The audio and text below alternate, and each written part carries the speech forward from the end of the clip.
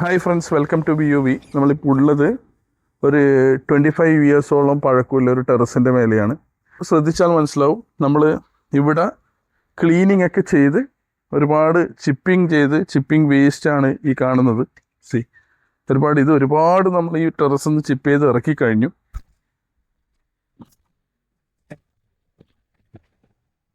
ഇതൊക്കെ 45 GSM-ൻ്റെ മെഷ് വെച്ചിട്ട് ബോണ്ടിങ് ഏജൻറ്റിൽ നമ്മൾ ഫിക്സ് ചെയ്ത പ്രതലമാണ് ഇത് 45 GSM-ലെ ഫൈബർ ഗ്ലാസ് മെഷാണ്.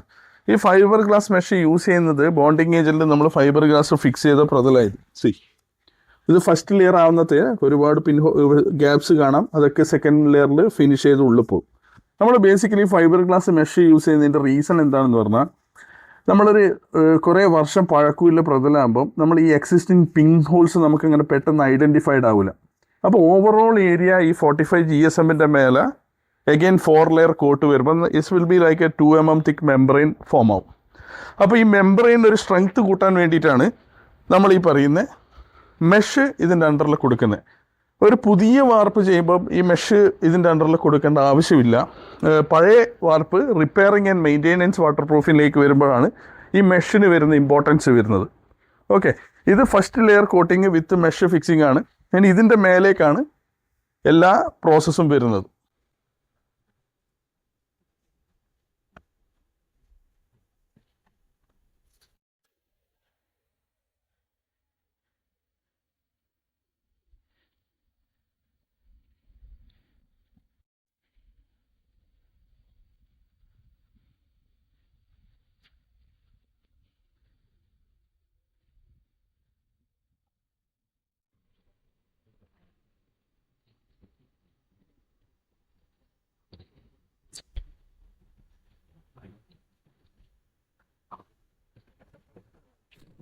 നമ്മളിപ്പം ഇതിൻ്റെ ഫൈനൽ ലെയർ PU അടിച്ച ഫിനിഷ് ലൈനിൽ കുറച്ച് ഏരിയയും കൂടെ ബാക്കിയുണ്ട്. ഇന്ന് ഫിനിഷ് ആവുന്ന സൈറ്റാണ് ഇത്. നമ്മൾ 7 years വാറണ്ടി കൊടുക്കുന്ന ഒരു പ്രോജക്റ്റാണ്. നമ്മൾ ആദ്യം പറഞ്ഞ പോലെ മെഷ് ഫിക്സ് ചെയ്തു, ബോണ്ടിങ് ഏജൻറ്റ് അടിച്ചു, അതിൻ്റെ മേലെ കൂടെ PUയുടെ പ്രൈമർ അടിച്ചു. ആ പ്രൈമറിലേക്കൂടെ 2 കോട്ട് നമ്മളെ heavy duty extra strong water based പോളി യൂറിത്തീനാണിത്. നിങ്ങളിത് ശ്രദ്ധിച്ചാൽ മനസ്സിലാവും. ഇത് ശരിക്കൊരു മെംബ്രെയിൻ ഇവിടെ ഫോമായി.